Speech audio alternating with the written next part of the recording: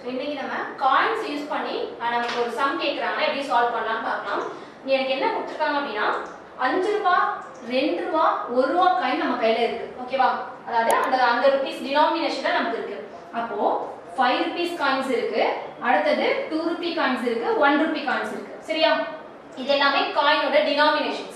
அடுத்தது வந்துட்டு வேற என்ன கொடுத்துருக்காங்க அப்படின்னா இந்த டினாமினேஷன் இப்ப அந்த 5 ரூபாயில எனக்கு எத்தனை காயின்ஸ் இருக்கு, காயினோட ரேஷியோ எனக்கு இங்க கொடுத்துருக்காங்க 3:2:1. ஓகேவா? சோ அதாவது இங்க என்ன கொடுத்துருக்காங்க பாருங்க, இந்த விகிதத்துல அந்த நாணயங்கள் எனக்கு இருக்கு அப்படின்னு சொல்லி கொடுத்துட்டாங்க. என்ன கொடுத்துருக்காங்க, இந்த 3:2:1ன்ற இடத்துல எனக்கு காயின் ரேஷியோ இருக்கு. அப்ப அந்த காயினோட ரேஷியோன்றது எனக்கு என்ன வரும், 3:2:1. சரியா?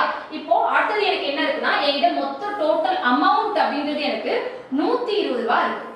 அமௌண்ட் எவ்வளவு, 120 ரூபாய் என் கையில இருக்கு. இப்போ இது வந்துட்டு என்னோட காயின், இது என்னோட வேல்யூ, என் கையில இருக்கக்கூடிய வேல்யூ. இப்போ இது ரெண்டையும் மல்டிப்ளை பண்ணணும், என்ன வரும் 15. இது ரெண்டையும் மல்டிப்ளை பண்ணணும், என்ன வரும் 4. இது ரெண்டையும் மல்டிப்ளை பண்ணணும், என்ன வரும் 1.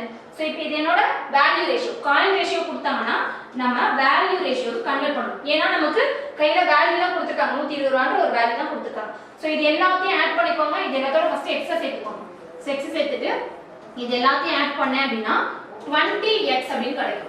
ஓகேவா? அந்த 20x தான் எனக்கு அந்த 120 அப்படின்னா ஒரு எக்ஸோட வேல்யூன்றது 6 அப்படின்னு நமக்கு கிடைக்கும். क्वेश्चन என்ன கேட்டிருக்காங்க, இந்த 5 ரூபாய் காயின்ல எனக்கு எவ்வளவு இருக்கு, வேல்யூ இருக்கு அப்படின்னு சொல்லி கேட்டிருக்காங்க.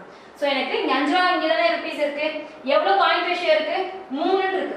அப்போ இந்த 6 3ஓட மல்டிப்ளை பண்ணீங்கன்னா 18 வரும் இல்லையா? சோ அதுதான் இதுக்கான கரெக்டான ஆன்சர். ஓகேவா? Thank you.